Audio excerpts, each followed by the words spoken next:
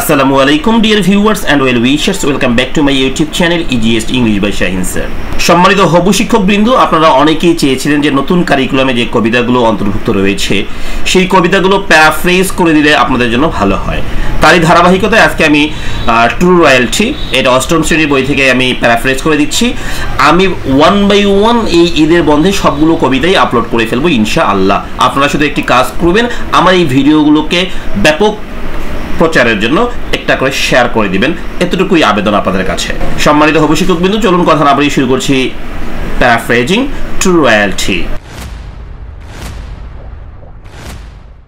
সম্মানিত হবু শিক্ষকবৃন্দ, আপনারা যারা আমার পুরনো ভিডিওগুলো দেখেননি, অর্থাৎ আমি প্যারাফ্রেজিং এর উপরে দুটি ক্লাস অলরেডি আপলোড করে ফেলেছিলাম, ওকে, সেই দুইটা ভিডিও যারা মিস করেছেন তাদের জন্য একটু বলে রাখা ভালো। প্যারাফ্রেজিং করার টেকনিক কিন্তু আমাদের দেয়া রয়েছে বর্তমান কারিকুলামের, হ্যাঁ, 8 বইয়ে, ক্লাস 8 বইয়ে। পৃষ্ঠা নাম্বার হচ্ছে 47, পৃষ্ঠা নাম্বার 47-এ সুন্দর করে লেখা রয়েছে the techniques of paraphrasing text. Okay, একটা টেক্সটকে কিভাবে প্যারাফ্রেজ করা যাবে তার টেকনিকগুলো আমরা কিন্তু এই নতুন কারিকুলাম পড়াবোর জন্যই, আমাদের জন্য কি হলো, সিলেবাসটা চেঞ্জ হয়ে গেল, তাই আমাদেরকে কিন্তু এই অনুযায়ী করলে ভালো মার্কস পেতে পারি আমরা, তাই না?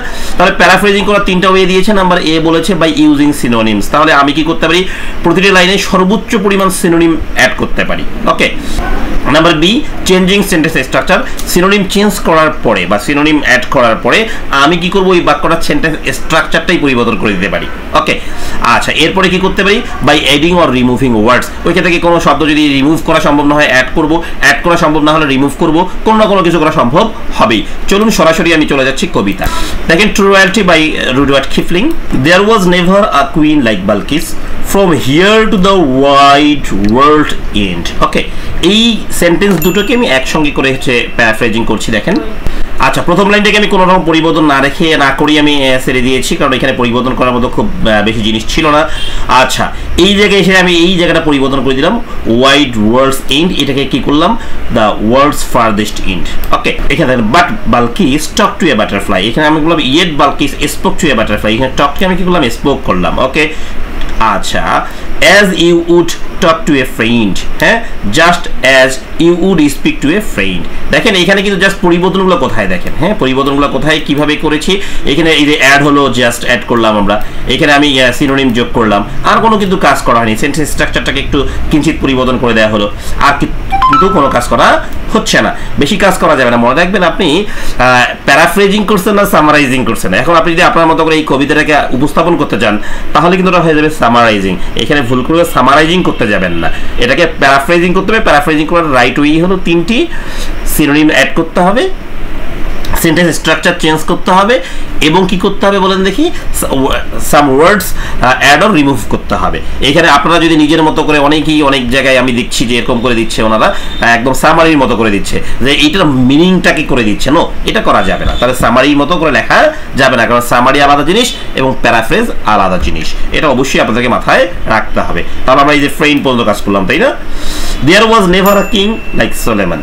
ওকে, এই লাইনটার সঙ্গে এই লাইনটা একটু মিলাই নেই, not since the world began. তাহলে এখানে নেই দেয়ার ওয়াজ নেভার আ কিং, কারণ এই কবিতাটা আমি অনেক সহজ কবিতা এখানে একটা পেয়েছি, তাই না? এই কবিতায় কিন্তু আমাদের চেঞ্জ করার মতো সেরকম কিছু নেই। যখন বড় বড় কবিতাগুলো পাবো তখন কিন্তু চেঞ্জ থাকবে। আমি ওয়ান বাই ওয়ান সবগুলো কবিতাই আপলোড করব যেগুলো নতুন কারিকুলামে অন্তর্ভুক্ত রয়েছে, ওকে।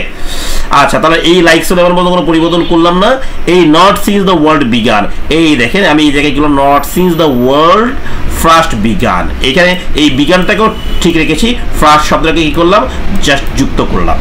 দেখি, but Solomon talk to a butterfly as a man would talk to a man. এই দুটো লাইনটাকে আমি এখন প্যারাফ্রেজ করছি কিভাবে, দেখেন। But Solomon spoke to a butterfly, এই টককে স্পোক করলাম, as a man would spoke to a man, okay. তাহলে এখানে এই টকটাকে শুধুমাত্র স্পিক করে দিয়েছি, তার মানে এখানে শুধুমাত্র আমরা কি করেছি, সিনোনিম যোগ করেছি। She was queen of Sheba, okay, she ruled over Sheba. তাহলে কুইন অফ শেভাটাকে আমি সহজ করে বললাম শি রুলড ওভার শেভা, ওকে। আচ্ছা, and he was Asia's Lord, এখানে হি বলতে কিং সোলেমানকে বোঝানো হয়েছে, and he was the lord of Asia. তাহলে এই লাইনটাকে আমি সুন্দর করে চেঞ্জ করে দিয়েছি, একদম দেখেন কি লিখেছে এই জায়গাটাতে, and he was the lord of Asia, তাই না? But they both of in talk to butterflies, এই জায়গায় এই পরিবর্তনটা এখানে কি হয়েছে, but both of them, direct clear করে দিয়েছে এখানে, them talk to butterflies. when they took their works abroad, during their works abroad, এগুলো when they took, এটাকে আমি সরাসরি চেঞ্জ করে এটা কি করলাম, during their works outside। সম্মানিত শিক্ষকবৃন্দ, আশা করছি বুঝতে পেরেছেন। আমি আবারও বলছি, প্যারাফ্রেজ করবেন প্যারাফ্রেজের মতো, সামারির মতো করে নয়।